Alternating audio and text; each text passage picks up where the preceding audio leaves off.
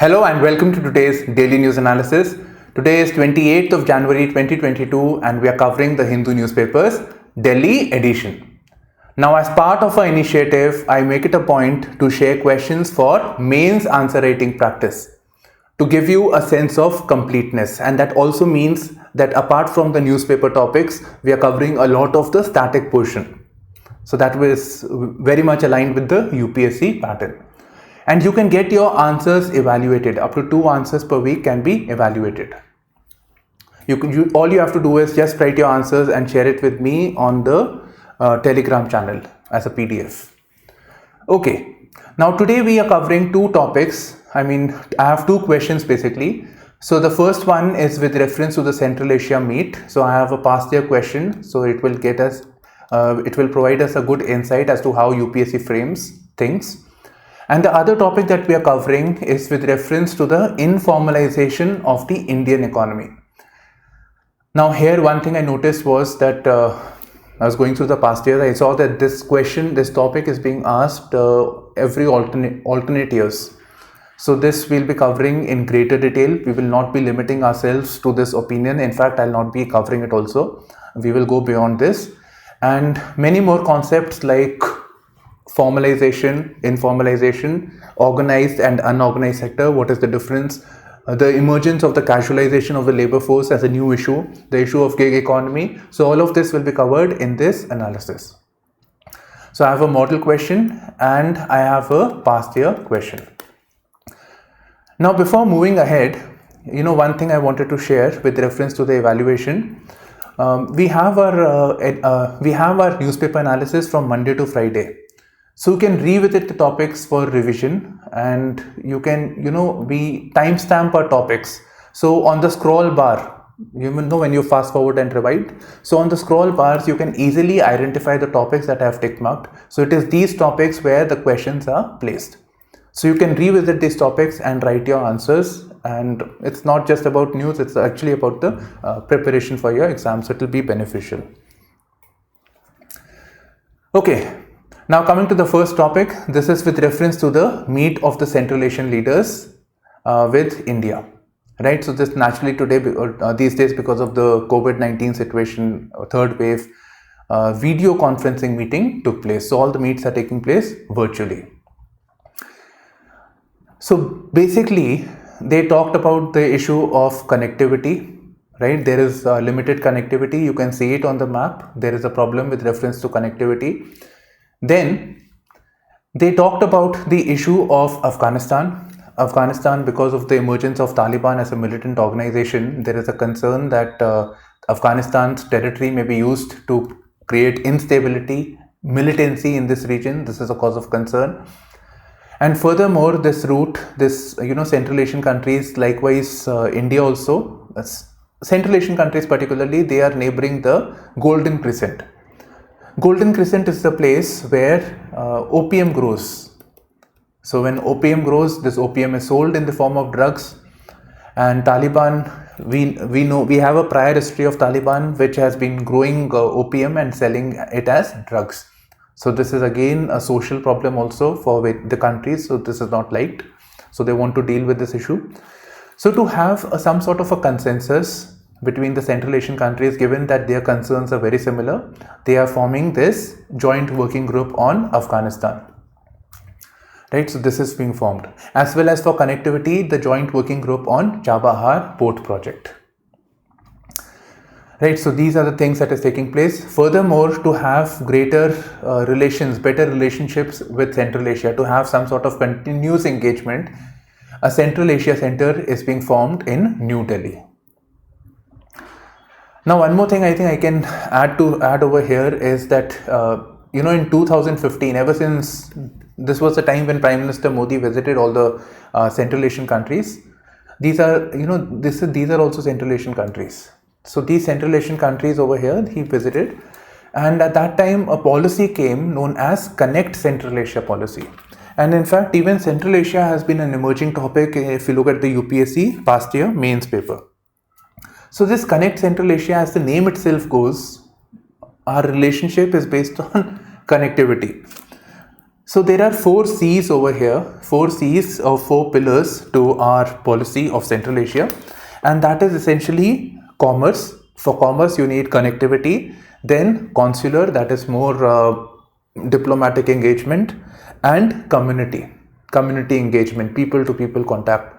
Yesterday itself I told you that India is making policies so that it becomes easy for a student of Central Asian country to come and visit Indian universities, and likewise they want the same to be replicated in Central Asia. Right, so these are some key pillars with reference to India's Central Asian policy. This I think you should keep in mind over here. Okay, now coming to the question, let's directly come to the question that UPSC had asked, and it was specifically with reference to Ashgabat Agreement. So let's read the question. A number of outside powers have entrenched themselves in Central Asia.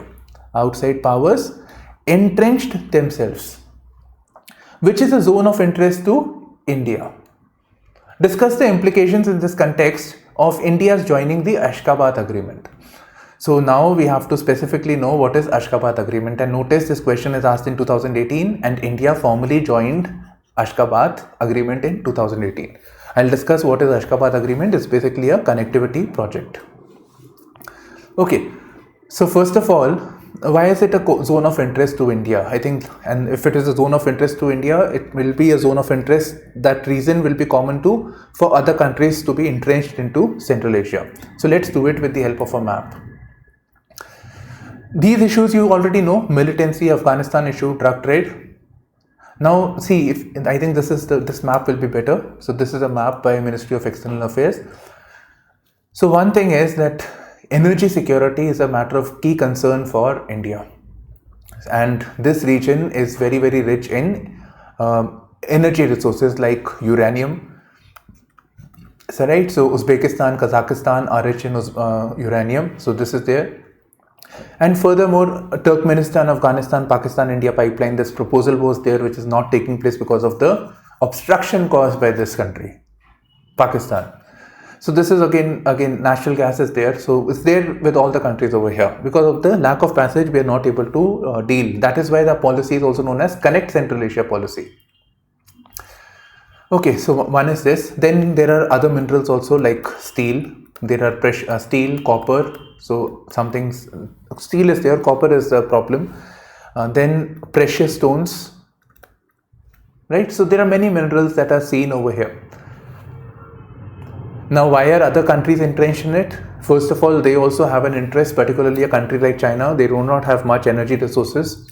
They want these resources. Furthermore, if you just talk from China's perspective, if you look at this, if I just draw a line over here, this is China. So you can see this is West China region. Ethnically speaking, these are very, very close to Central Asian people, right? So they are concerned, particularly this, because they have this China is a very big country, most of it located over here. So they have a concern that this region would want to be separated.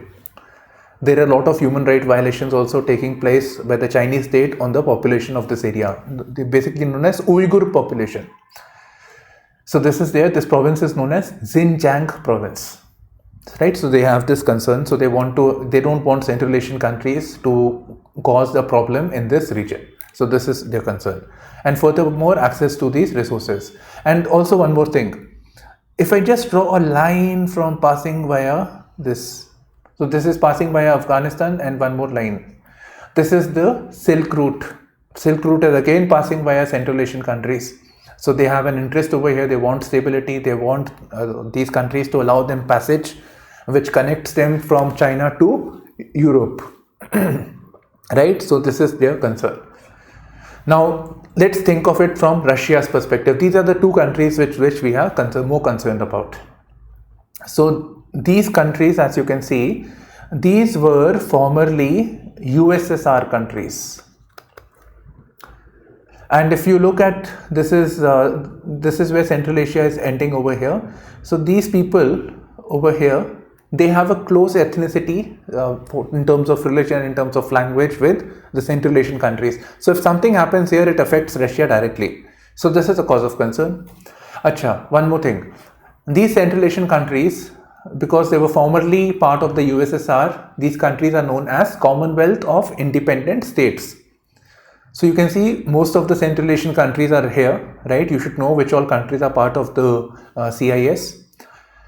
And one more thing, Russia is also there, and Belarus at present, Belarus is not there. Okay, fine, it is not part of this arrangement over here, right? So you should know, and this is an intergovernmental organization.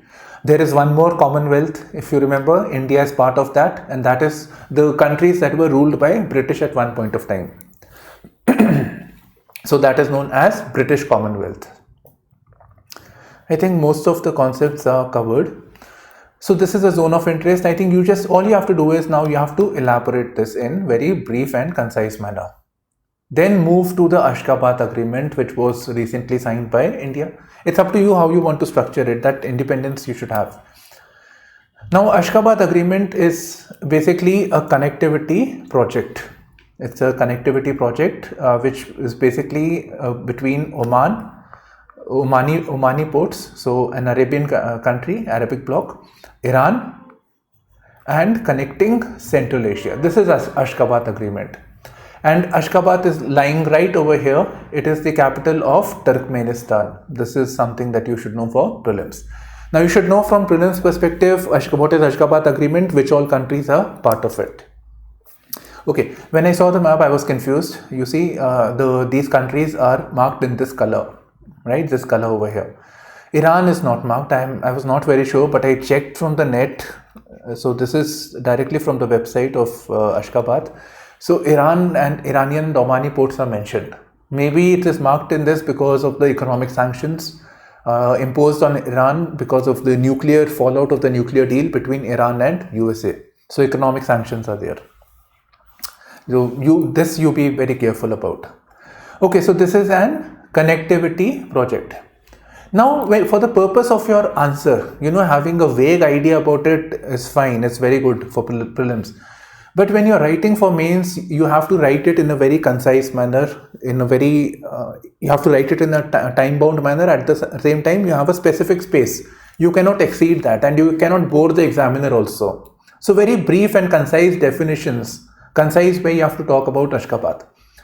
So this definition will help you, and this is the definition from Wikipedia. One improvement that you can make is, it writes Ashgabat Agreement is an international transport and transit corridor. So here you can add international multimodal. Multimodal. So this you can add multimodal. Multimodal means that by different modes people can travel, commerce or trade can take place. So rail and road is obviously expected, but we also see maritime route also. Here again with reference to the Caspian Sea, we see this. Right, so multimodal transport. So this is, this is just the Ashgabat is here only, not this. It is just here and then here. This is Ashgabat. Right, so this is it. So not this one. This is part of the North-South Trade Corridor. So this Ashgabat Agreement can be connected with, or it can be synchronous with other connectivity projects like the North-South Transport Corridor. North-South Transport Corridor. And maybe something other like Maritime Silk Route also, or from Lapis Lazuli Corridor also. Afghanistan was known for a precious stone known as Lapis Lazuli. If you read about the Harappa civilization, you will come to that. It's a blue colored precious stone. So it drew people from different parts of the world. So that ancient trade route is known as Lapis Lazuli Corridor. Right? So it can be in synchronous with other transport initiatives. So India being part of this connectivity project, it will help. So now you start by defining Ashgabat. You talk about this connectivity project. First of all, I think you can just start as to it will aid the connectivity, the Connect Central Asia policy. Then you can talk as to how connectivity will help with reference to commerce and greater engagement with these countries. It will help bridge the energy security concerns or energy trade between India and Central Asia. This is a matter of interest for India, right? Then you can also give a reference of closer cooperation between these countries in the terms of terrorism, Afghanistan, Golden Crescent, you name it. Now with greater connectivity, it also would allow for greater investments in the Central Asian region. So this will also there. And with greater engagement, we can use our influence, or with greater presence of India in this region, we can use our influence to counter China.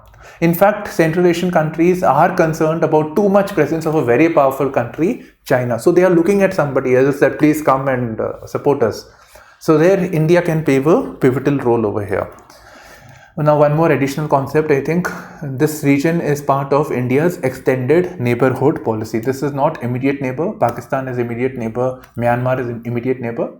So Afghanistan, Central Asian countries, Iran, all these are extended neighborhood, right? So it benefits India's extended neighborhood policy.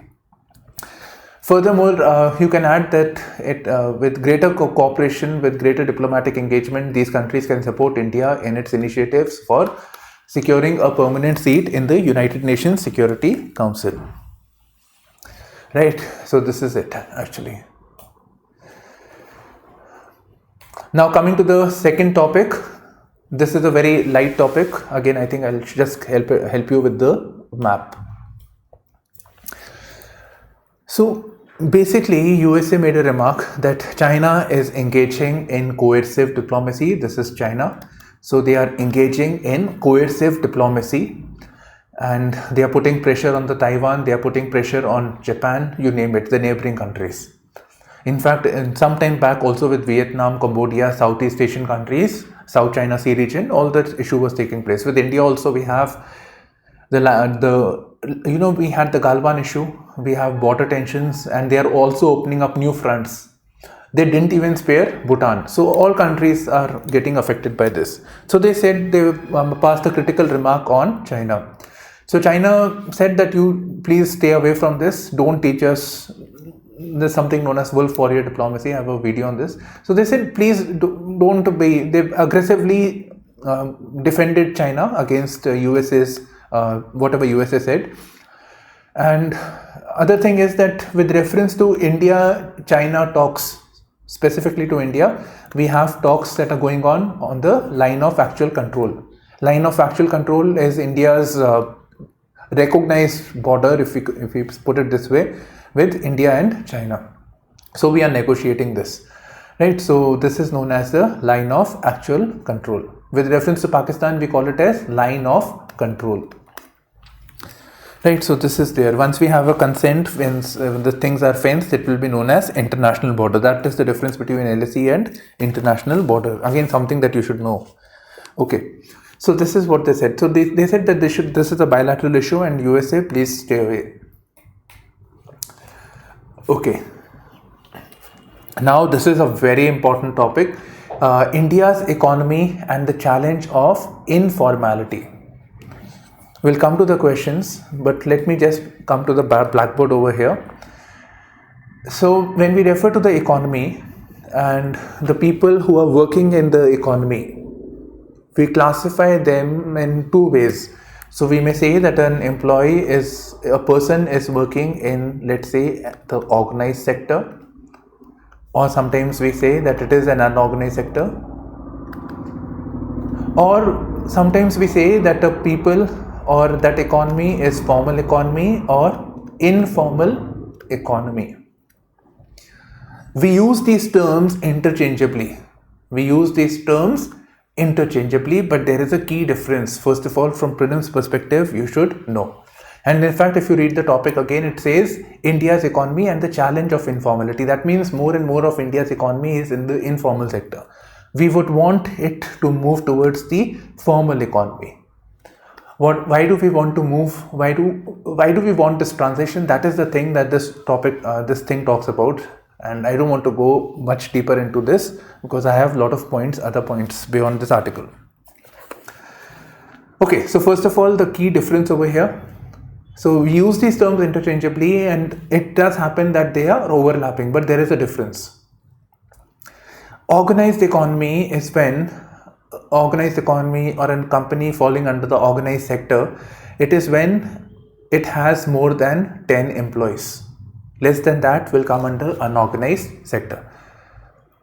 Now that normally when we talk about this unorganized, we basically mean that this company is not looking after the welfare of the people, right? It's a small company, it's not registered, but that is not a necessary scenario. The definition is purely on the basis of number of employees.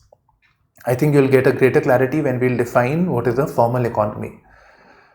As per official definition of India, a formal economy or a formal sector or a formal company falling under the formal sector is a company that provides some sort of social security benefit like provident fund, insurance, guarantee of minimum wage, whatever. And when we say formal, it means that a company is actually registered. Once it is registered and the people who are working, they are basically working under the formal economy. And those that are not providing any social security benefit, that is informal. Chances are that they overlap, but it is not a necessary condition. It could quite well be that a company falls under the formal sector, yet it is unorganized. Right? Now, one key fact over here, don't know very specifically clearly actually, but about 90% of India's labor force is coming under unorganized sector. Also said that 90% of labor force is coming under informal sector. It by and large overlaps. Now the problem arises with reference to statistics, the confusion that even I have, and this confusion is also with the policymakers. Because it's informal means it is not registered, so the government does not have data, as simple as that. So everything is speculative. So 90% of the labor force, and they contribute about 55% or 50-55% of the GDP. Again, something that we do not know because it's not registered. All we have data of the formalized sector. Okay. Now, why do we want formalization of the economy? Now, I'm just concerned about formalization part. Why do we want that? We want it because we are concerned about the quality of employment. See, everybody gets employment. Everybody. Even the thele wala is there, they also get, the person who's doing the labor work, that is also employment, but that is not a quality of employment. So here the concern is the quality of employment, quality of jobs that are created. And here particularly when we talk about formal, it is basically when some sort of social security is being provided. And when we look at the formal sector, typically the wages are more. Wages are higher, wages are better. There are skilled employees, there are social security benefits. Since they are registered, they are complying with certain norms of the government. So working conditions are also better. Now, since they are registered, it's easier to access credit. Now, some other points beyond employment. Access to credit is there. Right. So, or any other benefit can be claimed because they are a registered company. So, they can claim from the government. They can claim concession on the GST or whatever. So, these are there. And we find that such companies which are under the formal sector, they are typically more profitable, they are effective, they are efficient.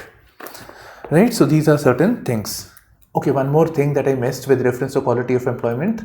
Security of tenure, that they know, okay, fine, they will be in the longer term. They are employed. They are employed. So company looks after their employees. It is not like an hire and fire. Today I have work, tomorrow I don't have, so we will not pay you. That also happens. So that is an example of informal sector. Okay, so this is it. Now comes another concept over here. When in the formal economy or formal sector, like Maruti, Tata, big companies, anything, you name the company, right? Formal economy, what we are finding today is casualization of labor force is taking place. Casualization of labor force. That is, it is a formal company, but the labor or the people who are working are hired on casual terms. Clear? Hire and fire. No social security benefits are being provided. So this is taking place. And the question arises, why? Now typically people who are victims of this, who are working in the informal sector, who do not work for social security benefits, who are working at lower wages. Including in the formal sector also, we find more and more people are being hired on contractual terms, and this again typically happens with the employees at the lower this thing. I don't know if you remember in the few days back when we were talking about the reservation requirement in Haryana, where they said that we are hiring people on work basis. Whenever we have work, we hire them and then we fire them. So we cannot rehire people on the basis of domicile. This is a problem. So that is, big companies are saying this issue. So this is a cause of concern. We expect that people who are employed in big companies, who are employed in the formal sector, that they will be provided these benefits, but this is not happening. This is a serious cause of concern that needs to be looked into. In fact, the first topic is basically about that. We are seeing increasing informalization of the workforce in the organized sector. This is nothing but casualization of the labor force. So at a time when the government is talking about benefits of formalizing the informal sector, what we are seeing is the increasing informalization of the workforce in the organized sector. This is the question that I am covering. Now, think about it. Casualization of labor force is there. We are also seeing formal, we are seeing more, despite so many years of independence, despite so many things the government is doing, we still find, we'll cover the measures later, we still find that more and more of our economy is in the informal sector, right? 90% of the labor force as a percentage of contribution of the GDP, we find this. Why is this? Why is this happening? So, number one issue, partly I've borrowed from your editorial opinion also, but not much more than this we'll cover. So, first thing is the issue of regulatory issues. See, the government obviously has certain laws, and everybody has to work in accordance with those regulations, right? Now, some regulations are Minimum Wages Act, which ensures that people who are employed in the company, they are provided with certain minimum wages, and those people should have certain rights. So we also have the labor laws. We have the Industrial Disputes Act. We have a law that trade unions should be there. So there are so many laws actually, so many laws. Labor laws in itself are very, very big. So this makes it very difficult for a company to move towards. If they formalize, then they have to comply with the regulations. They are obligated to fulfill these laws, implement these laws. They are, they are liable for legal action also if the laws are not implemented. So there are concerns over here from the company's perspective. So therefore, they prefer to be in the informal sector. And furthermore, if we look at the regulatory issue, this also paves way for the Inspector Raj, where the bureaucracy is there and people inspections and taking bribe and all those bad practices start taking place, right? So Inspector Raj issue, nepotism, it is costly, right? It is costly and compliance related issues. It's very, very difficult because so many laws are there. It becomes difficult to comply. You need an additional people who are specialized in this field. So this increases the cost as well. Right. So this is it. And one more reason could be socio-economic backwardness of the country. So when we refer to the socio-economic backwardness, we're basically referring to, let's say, what about a company from the outside investing into the country? So that by itself would have been a formal economy, then it would have been formal employment. But because of infrastructure issues, because of the governance deficit, because of the regulatory issues, they do not want to come into our country. So it's because of the backwardness, because of the inadequacies of the skilled labor.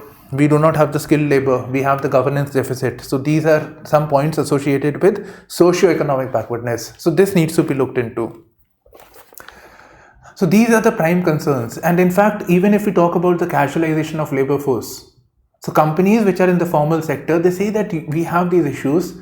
So they find a way to employ casual labor force on casual terms. Now you might think that casualization of labor force, the people who are victims are primarily people who are from the poorer sections, which is true, which is 100% true. But now there is an emerging concept that is coming up. There was an essay also with reference to gig economy. This again you should know. gig economy, and this is for high skilled workers. Somebody like me also is part of the gig economy. So gig economy is this new age economy where people are being hired to fulfill a certain gig. They are being hired on project basis, specific project. To see, like for example, I'll give you my example. Sir, we have a project coming up in Chennai. You please come and take a class. So fine, I'll go there. Then, so this is for a specific period of time, and then after that, sir, this was only for a particular project for which we kept you. Right. Likewise, for some other company, we want content, we want this thing, that thing. So that is only on the project basis that people are being hired. And this is a problem that not just in this sector, but everywhere else it can be seen. I think one more example of gig economy is, this apps like Practo, or this apps where you find work, you do part-time work. So such things are emerging at this point of time. So this has certain benefits. This is basically with reference to the skilled labor force. These have certain benefits. It allows flexibility of time because you are not working as an employee. You can take up more work also. But at the same time, it doesn't ensure social security. It doesn't ensure a proper safety net. If something happens, what then? What will happen then? If something happens to your health or whatever, or to your family. So such safeguards are not provided. So this is a matter of concern. And here again, there is an issue of ethicality also. People really don't want to go into this, but it's just that they're forced to be part of it because the companies find it more convenient. Why? Because of these issues. Right, so you can see the informalization of economy, challenges to move into formalization. These are the same. The reasons for casualization of labor force, it's the same thing. Gig economy for skilled, you need to define gig economy very well, but same. The only thing is that these concepts that are here listed over here, these should be very, very clear to you. Okay, now what measures have the government taken? At a time when the government is talking of the benefits of formalization of the informal sector. So naturally the government took certain measures. So some measures are, the government came up with the GST, right? So GST was there, so to make this indirect tax more comprehensive and providing benefits to companies that pay GST, so they can get tax concessions, input tax credit, so that can be provided. So GST was introduced. Then demonetization was introduced, killing the black money and all, some benefits, made up benefits. Labor code was brought into place so that there are so many labor laws are there, then different states have different labor laws. So labor laws was brought into place to rationalize the labor laws. So this was simplified. There are basically 4 labor codes now. And beyond this, we have the code for informal sector. This was also introduced. So by some way or the other, moving people into the formal sector by bringing a regulation for code for informal workers. Then we have the government's emphasis on ease of doing business, right? Ease of doing business, making it more attractive for companies to come into India, reducing the regulatory compliance. That is basically ease of doing. So that will encourage companies to move into the formal economy alongside GST, etc. And then the government is also having Shram portal. They are having some schemes for the migrant workers. So these things are also put into place, right? So why despite this, now the question arises, why despite this we still have informalization of the economy? Because this is not adequate, implementation is not good, and these things take time. So these are now hundreds of students are booked in Bihar over rail exam protest, right? 100 of students. Okay, fine. So basically there was this exam to take place. Some changes have been made. Then there are many other exams where, I mean, not just with railways also, but many other exams are there where exams are getting delayed or cancelled for some reason or the other. So people are getting unemployed and they're protesting against it. So now this is specifically with reference to railways. Now one dimension from UPSC perspective, social perspective that I want to add, exam perspective. Remember I told you that income inequality is not good. Jobless growth is not good. That may create social tensions. So this is one example that we see there is increase in social tensions. Why? Because people are not getting jobs. So it is very important that the gains of economic growth are shared equitably with the people. Yes, some people who are very good and enterprising, they will keep getting richer. But certain interests of the people should also be kept in mind. Right? So this you need to keep in mind. Now from the case study perspective, imagine if you were the district collector of this area. Congress slams police action on job aspirants. So think of it from a situation where you are a district magistrate or you are the SSP of a place and this protest like situation is going to take place. How will you deal with this issue? Right, so that perspective also you can think, you can approach it from a case study perspective.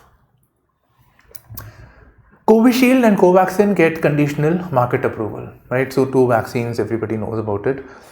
So basically, up till now, these vaccinations these vaccines that were there, they were being provided. We were being injected these vaccines on the basis of emergency use authorization. So on the basis of emergency, that this problem was there. So without having proper testing was done, but still it was not adequate enough as it was done earlier during the earlier times. So given the pandemic situation, emergency use authorization was being given. Now it is being used on market approval has been provided. Conditional market approval is being provided because still we do not have adequate data on safety and other things. So this approval, right, this approval is being given by, and this is important for prelims, it is being provided by Drugs Controller General of India, DGCI, which comes under the Health Ministry. Health Ministry is announcing it, so it comes under the Health Ministry. Now this is the thing that we need to focus upon. So CDSO, as you can see, CDSCO, this you can see it's mentioned also Ministry of Health. So this is the agency. This agency is being headed by, or the HOD of this department is known as DCGI, Director Controller General of India. And what is the task of this agency? It's basically the regulatory body for cosmetics, pharmaceuticals and medical devices. Right, so including your vaccination, safety data that has to be provided, all of this is coming, it's being seen by this agency. Right, so you don't have to get confused about what is this CDSCO, DCGI, etc. Okay, I could not check, I wanted to check, I didn't, because of the time, I could not check if it is a statutory body or not. To my knowledge it is, but please confirm for yourself this thing, right? Is it a statutory body or not? Now there is a very similar agency known as, which is working in the same field, but it is basically to do with pricing. I'm telling you from the prelims perspective. So for pricing, this is known as National Pharmaceutical Pricing Authority. Now, it should come under Ministry of Health, at least logically speaking, it should come under Ministry of Health. It is dealing with this issue, but it comes under Ministry of Chemicals and Fertilizers. So same things, the pricing when it is being determined, it is coming under a different ministry. Now with reference to COVID-19 quickly, so new cases are being seen, especially some data on vaccination. Now what the government is saying that we need to be very careful, even though the positivity rate has come down. For Delhi it was 30%, for India it was at 22%. This could be higher positivity rate, could be because of more testing being done in Delhi, because of greater resources, etc., awareness of the people. Okay, so 30% positivity rate, that means it has come down to 10%, but it is still very, very high. So we need to be careful. And for this, a catchphrase, basically a five-fold strategy to deal with COVID-19 or to deal with the pandemic. And what is this five-fold strategy? Test, track and treat. Identify the people, track them and treat them. Then vaccinate them and adhere to COVID appropriate behavior. So 5 things are there.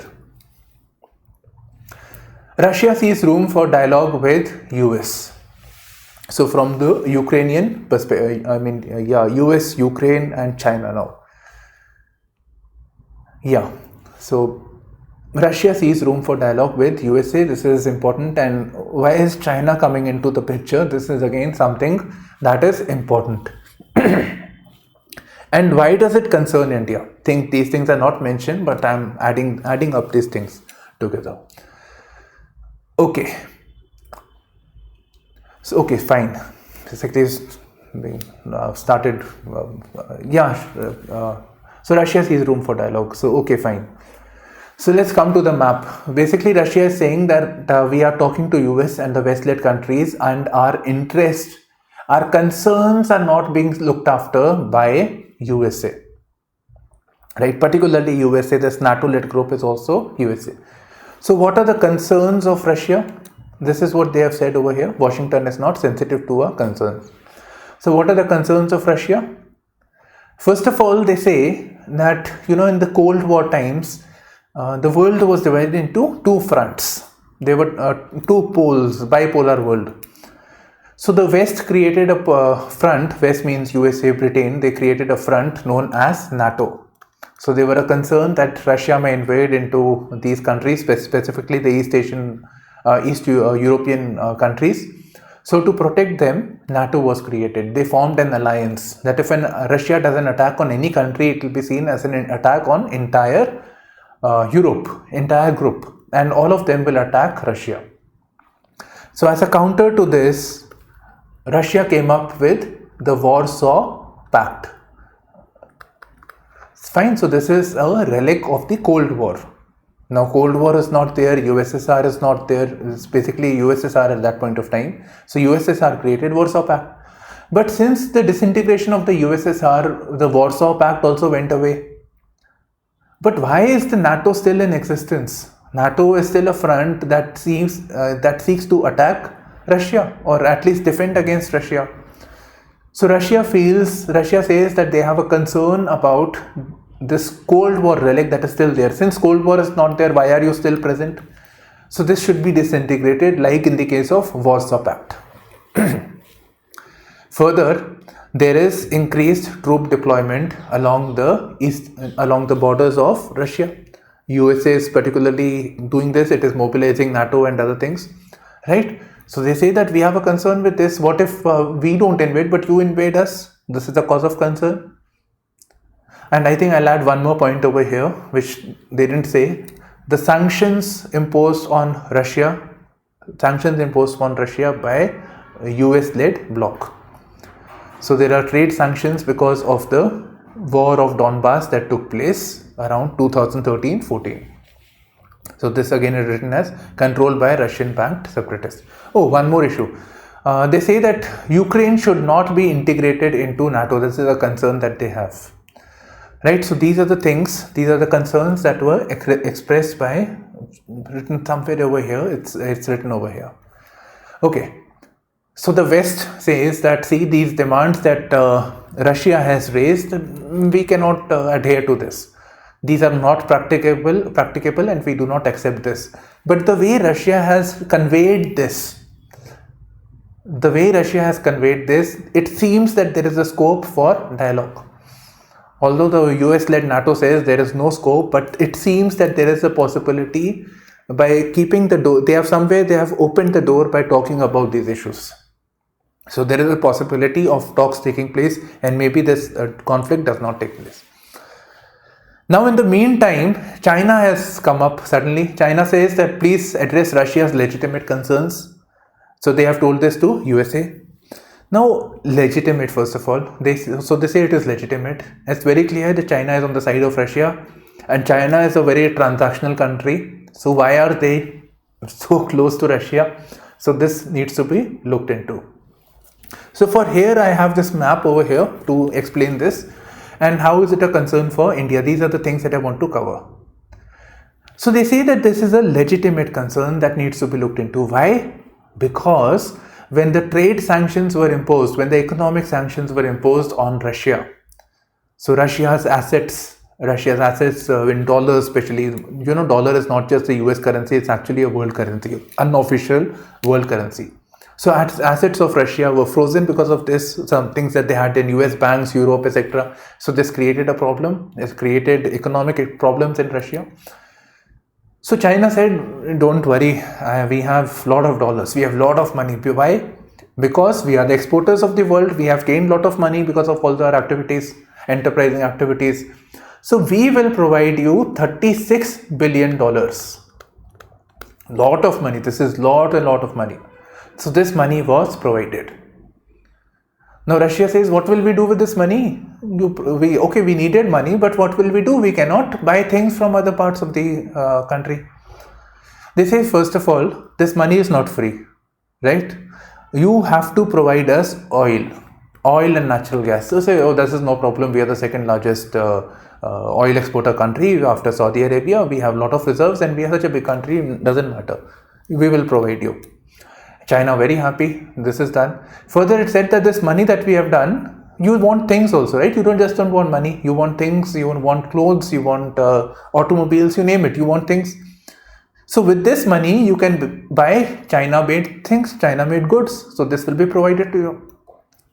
So now, in a way, there is a creation of a Russia-China nexus or a Russia-China axis, right? So they are in a very close proximity. Therefore, you see China is supportive of Russia, even if it means confronting with USA, which it is anyways doing these days. Okay, now how is it a matter of concern? India and Russia have very close relationship, but India-China relationship are not good, right? India-China relationship is not good. So if China-India relationship gets affected, Russia comes into the picture because of the quid pro quo. Because China is helping Russia, Russia would want to help China. Now it doesn't end here. What about the South China Sea issue? So South China Sea issue where USA is also in the picture. So India also is looking into it. It is looking to counter, because on the border side it is weak, land border. So it is trying to counter it in this region. It aims to block access of China to the global trade routes, especially the oil trade routes. Strait of Malacca can be blocked by India very easily. So India is a key figure over here. But with China being an aggressor country over here, with China comes Russia. So this complicates India-Russia relationship. And India leaning towards USA against China, and China-Russia again complicates. So it's very complicated matrix over here. Right, so this is a cause of concern for India as well. Right then, so this essentially covers our analysis. You can share your answers, whatever you have written, you can share it with me on my Telegram channel, or you can ping me if you have any doubt. The number is always there on the description box. So this is it from my side. Thank you. Bye-bye. All the best.